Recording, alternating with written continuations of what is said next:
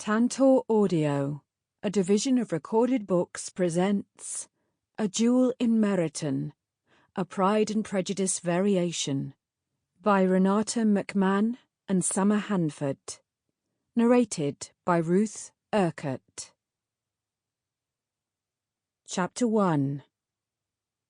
Every year, right before Easter, Darcy rounded up his favourite cousin, Major Richard Fitzwilliam, and they went to Rosings to visit their widowed aunt, Lady Catherine de Bourgh, and their cousin, Anne de Bourgh. Their visits had become routine, and as such, moderately boring. That would never excuse them, however. Darcy did not consider boredom a valid reason not to dispense his duties, and familial visits were a solemn duty, especially since their uncle, Sir Louis de Bourgh's death. That his cousin felt the same was one of the reasons Darcy got on better with Richard than with either of Richard's brothers, even his twin. Though born some 20 minutes sooner, and therefore older than Richard, Walter Fitzwilliam matured later. Both Walter and the twins' older brother Arthur used Lady Catherine's tendency to attempt to manage their lives as a poor excuse not to visit. That excuse would seem more valid if both hadn't gone through times when they were both badly in need of such advice. Instead of avoiding Lady Catherine, Richard and Darcy ignored their aunt's well-meaning attempts to run their lives, recognising she meant well. "Lady Catherine will expect you to admire Anne's new gown and compliment her Easter bonnet," Richard observed, as Darcy's carriage turned up Rosings' tree-lined drive. Richard's voice was perfectly bland, though pitched slightly loud from growing up with boisterous older brothers and his years in the military. His eyes, in contrast, held amusement, mostly at Darcy's expense. "Have a care," Darcy warned with mock severity. "Some day I will marry.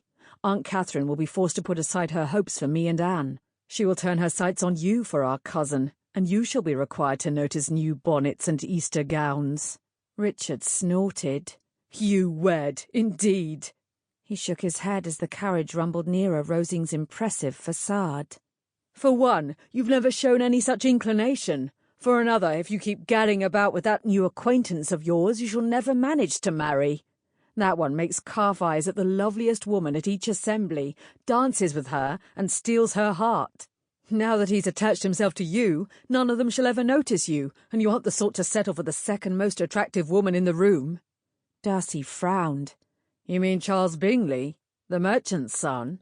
"Aye, that's the fellow." "He hasn't attached himself to me. He's simply seeking moral and social compass." "And you are enjoying providing both," Richard observed. "Don't bother to deny it. It pleases you to sculpt him." Darcy shrugged. "Someone must. He's a decent enough young man, but it takes only a moment or two in his company to realise he could easily be led astray, and he must be doubly careful. Sam would quickly use his family roots in trade to condemn behaviour that will be forgiven in someone whose standing is higher." Richard's gaze narrowed as he studied Darcy. His expression grew more serious. "Darcy, this proclivity of yours to think you know better than others is going to get you into trouble some day." Darcy shrugged and tugged the curtain wider open. He didn't think he knew better than others. He was certain he did. There was no use trying to convince his older cousin of that, though, for Richard possessed the same trait. "While we're on the subject of your failings," Richard said, "I will add that, since inheriting Pemberley, you've developed a tendency to judge too quickly and harshly. Walter and Arthur have noted this as well. They nominated me to tell you." They rounded the curve at the end of the drive. Relief filled Darcy that the journey would soon be over. Normally pleased to travel with his favourite cousin, Darcy didn't like the path of their conversation, though he appreciated that Richard, senior to Darcy by a few years, felt the right to offer his opinions. "I know you won't heed me, Darcy," Richard said as they slowed before Rosings, "but at least I've had my say. This way, when your pride brings you trouble some day, I shall win the delight of being able to say I told you as much." The carriage drew to a halt, saving Darcy from giving an answer, but not keeping his mind from Richard's comment. As they alighted, then mounted the wide front steps, worry weighed on Darcy's broad shoulders. Richard didn't understand. Darcy now had the care of an estate. He had tenants, servants, and property to manage. More importantly, he had the rearing of his young sister, Georgiana. Yes, Richard was her guardian as well, but he had his military duties. Daily, Darcy must make decisions that affected those who looked to him, and those decisions must be stood by. If he couldn't take a fellow as affable and eager as Charles Bingley and save him from social and financial pitfalls, guide him into being a gentleman rather than some sort of vulgar nouveau riche, Darcy was unworthy of filling his father's shoes. Lady Catherine's butler, Dutton, met them at the door. They traversed the corridors of Rosings in blessed silence and were shown into the usual parlour, a ghastly red and gold affair, only to find the room fuller than normal. Their aunt was there, of course, and their cousin Anne, and her companion, Mrs. Jenkinson. But the chair on Anne's other side was occupied as well. In it sat a jauntily dressed young man, who stood to greet them. "Darcy, Richard!" Lady Catherine held out her hands for them to clasp. "Perfectly punctual, as expected." "Aunt Catherine," Richard greeted. He placed a kiss on her weathered cheek. Darcy mimicked the greeting, trying not to stare at the stranger. The young man's visage was comely, his embroidered green coat modish but much too ostentatious for Darcy's tastes. He wore dark hair in a style that was currently fashionable. What piqued a feeling of mistrust, however, was his placement at Anne's side. Much as Darcy loved his cousin, Anne was no beauty, nor an entertaining conversationalist. She was, however, Rosings' sole heir. Lady Catherine gestured to the unknown gentleman. "Meet your cousin, Mr. Blackmore." Blackmore bowed, his expression one shade shy of embarrassed. "My mother was merely a second cousin of Sir Lewis de Bourgh," he said. "I am hardly due acknowledgment as a relation." "Nonsense," Lady Catherine said. "Cousin I say, so cousin you are." "What brings you to Rosings, Mr. Blackmore?" Richard asked, returning the young man's bow. "Nostalgia, permitted by your gracious aunt. I visited here once as a child. Your late uncle in this wonderful place made quite the impression, I must admit. I've reminisced over the details nearly daily, longing to return." He made a sweeping gesture and offered Lady Catherine a smile. "I must say, Rosings and her mistress do not disappoint. If anything, my childhood memories did not do the manor or grounds justice." Predictably, Lady Catherine bestowed a pleased look on this Mr. Blackmore. Darcy felt his aunt woefully accepting of flattery. "Yes, Rosings is rather all that, is it not?" Richard said amiably. He turned and bowed to Anne, then Mrs. Jenkinson. "Anne, lovely as ever. Mrs. Jenkinson, it's a pleasure to see you." "Darcy, greet your new cousin," Lady Catherine ordered. "And Anne, she's been in tumult all day, awaiting your arrival. Haven't you, Anne?" Anne offered Darcy a grimace, also predictable. "Anne, Mrs. Jenkinson." Darcy greeted with a bow. He turned to Mr. Blackmore. "Blackmore?" "Cousin Blackmore," Lady Catherine corrected. Mr. Blackmore offered another apologetic, overly effacing look. "My family wasn't close to Sir Lewis before he married Lady Catherine, and we only kept up a sporadic correspondence after he married. As I said, calling us cousins would be too generous." "Be generous, Darcy," Lady Catherine snapped, "and do sit down, both of you. Darcy, go sit by Anne. Your cousin won't mind moving. Richard, Mr. Blackmore, come sit by me." They all shuffled about, rearranging themselves to Lady Catherine's satisfaction. Darcy didn't miss Mr. Blackmore's slightly disgruntled look, which he smoothed away before taking his place beside Lady Catherine. Once they were all seated, she looked them over, nodded, and rang for tea. "Mr. Blackmore saved one of Sir Lewis's letters," Lady Catherine said, aiming the remark at Darcy. "He brought it to me. Your cousin has allowed me to keep another memento of my late husband." Lady Catherine paused, but Darcy, unimpressed, made no comment. Sir Lewis had corresponded with many people. There must be hundreds of letters out there. "Here, see?" Lady Catherine took out a worn page. She proffered it to Darcy. Dutifully, he rose to collect the sheet, which looked to have been crumpled at some point, then an effort made to smooth it. Something had been spilled on the address, obscuring it and much of the name, but the letter was largely legible. It was addressed familiarly to George, and gave advice about his spending his time at a university. Darcy had received a similar letter. The date put Mr. Blackmore at university at much the same time as Darcy. Darcy handed the letter back to Lady Catherine and levelled a hard look on Blackmore. "I don't recall seeing you at Cambridge." "I was at Oxford." Did Darcy detect a hint of smugness? He retook his seat, realising he shouldn't have declared what university he'd attended. Not when his uncle's letter hadn't specifically mentioned Cambridge, and his words were too general to pinpoint a specific university. "It's nearly time for dinner," Anne said, speaking for the first time. Everyone turned to look at her. Anne never spoke, not unless addressed, or at her mother's command. "True enough," Richard said. "Yes, well, off with you all," Lady Catherine said. "Go change. Richard, you're in your usual room. Darcy, I had to give Mr. Blackmore the room beside Anne's. The others we tried all ended up having something wrong with them. We fixed the squeak in the floor of the green bedroom, so you shall take that. The rest we're still looking into. Mr. Blackmore has overly keen hearing, you see. It interferes with his rest." Darcy levelled a hard look on the man. "Does it now?" Mr. Blackmore grimaced. "It's a curse, I'm afraid." "Suspect that kept you out of regimentals," Richard said. When Mr. Blackmore looked briefly puzzled, Richard explained, "Acute hearing could be a problem for someone who needed to be near firearms."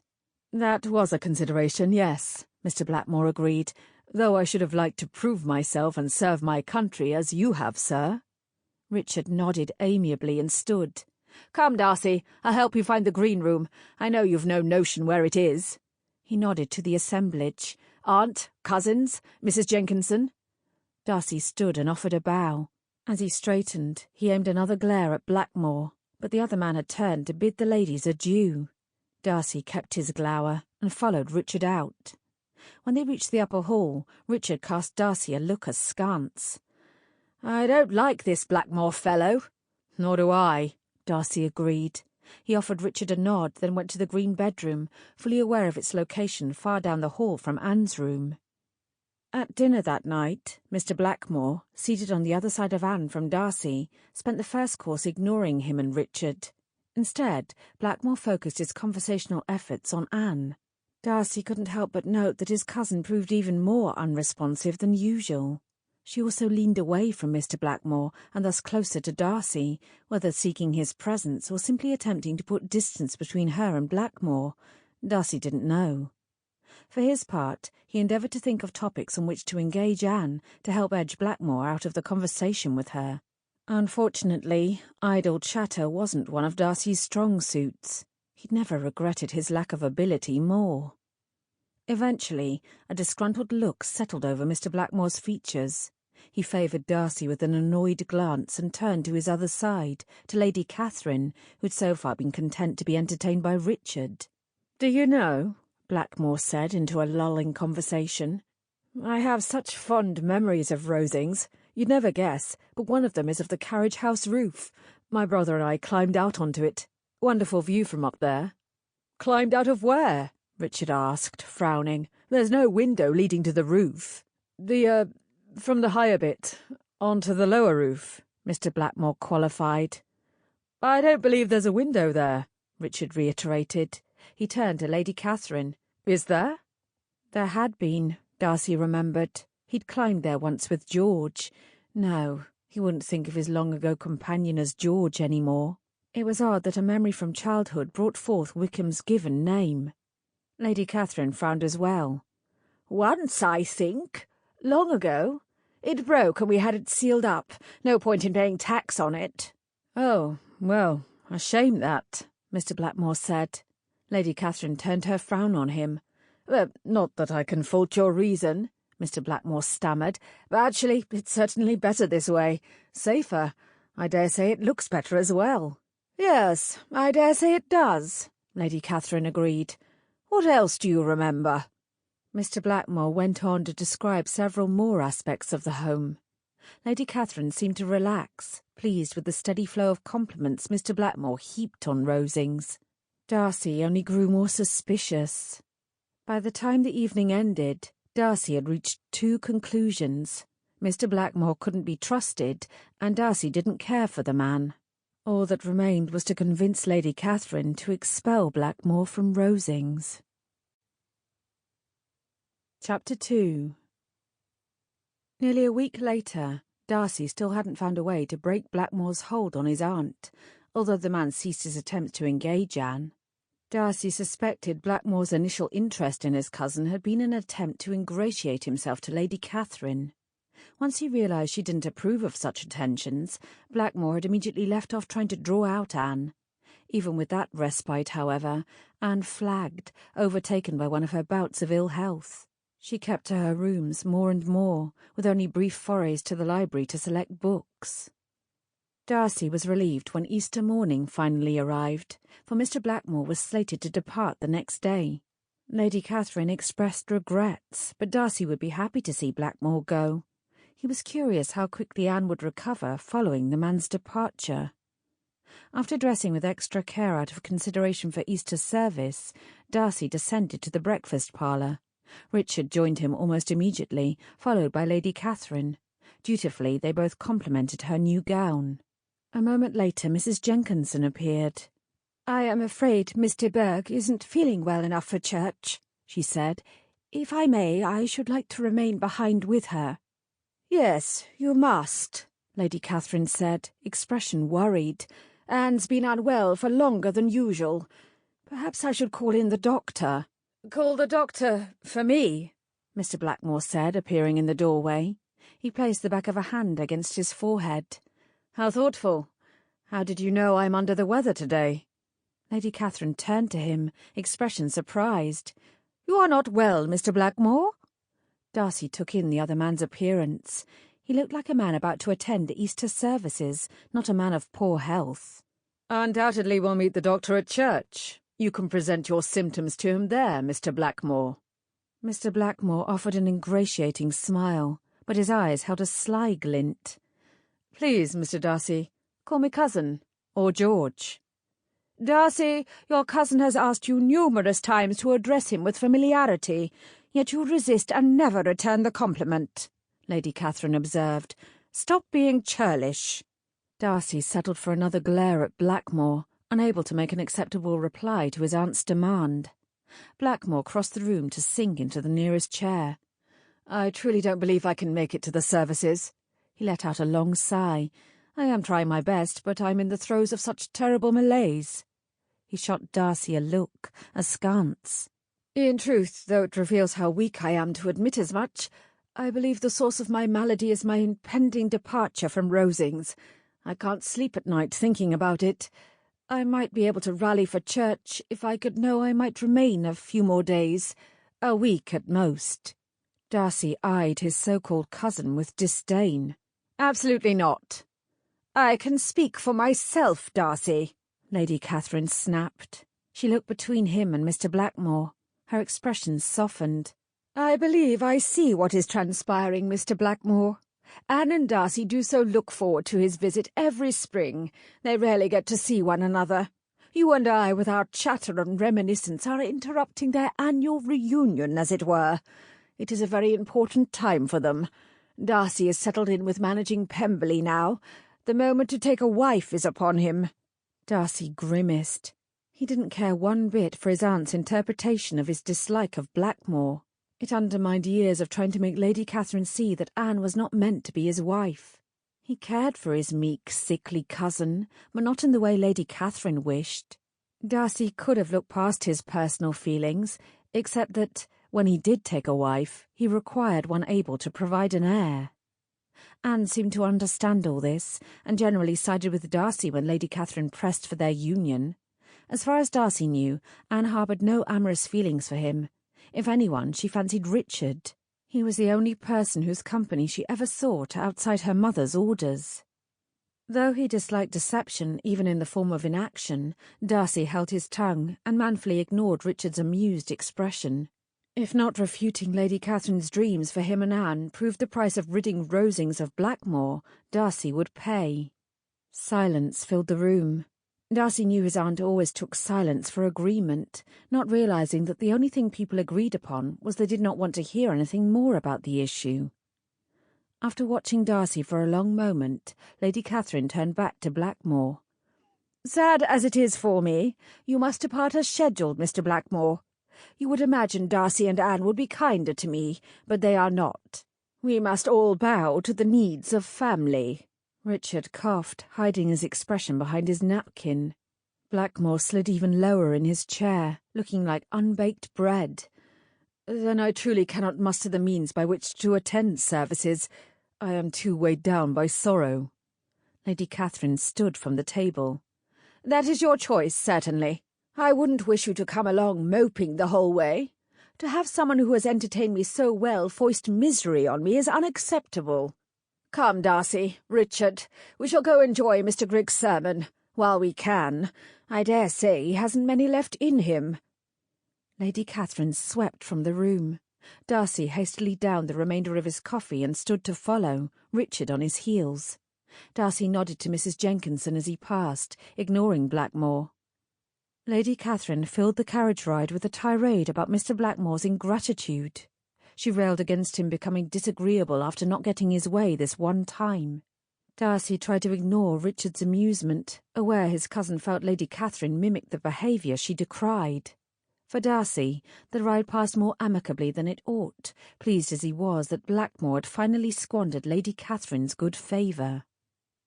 When they reached the church and disembarked, Richard held Darcy back as he made to enter the line of people filing in. Darcy turned to his cousin, adopting a quizzical expression. "I don't believe I'd trust Blackmore alone at Rosings with Anne," Richard said, voice low. "She's hardly alone," Darcy countered. Much as he disliked the man, after the first few days of their visit, Blackmore had taken to ignoring Anne. Darcy suspected Blackmore's main goal was to ensure future invitations to Rosings, to soak up Lady Catherine's hospitality. He'd obviously concluded that showing an interest in Anne wouldn't flatter Lady Catherine. It would displease her. "The servants are there, and Mrs. Jenkinson.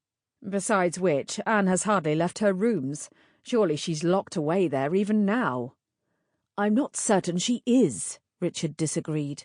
"She was going to the library, but she began encountering Blackmore there. 2 nights ago he cornered her and started talking about love. She tried to discourage him, but he persisted. She ended up running from the room. She told me she doesn't like being confined to her room, but she's only safe in her father's office because no one can see her if she curls up in her father's chair. I'm worried she may venture out. Mrs. Jenkinson might not even think to tell Anne that Blackmore remained behind." Darcy stared at Richard.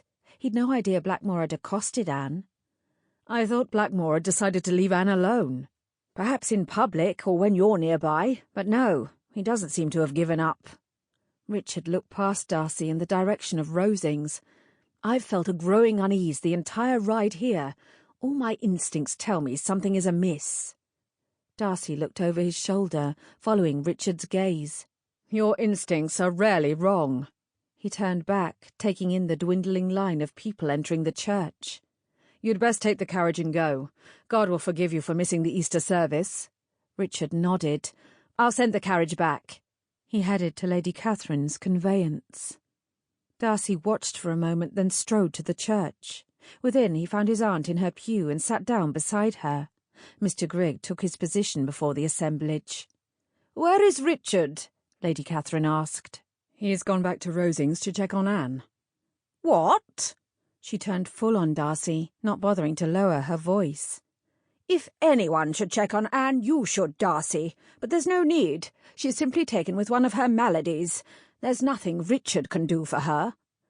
"I believe he's more concerned about the sanctity of her person than her health," he said in a low voice.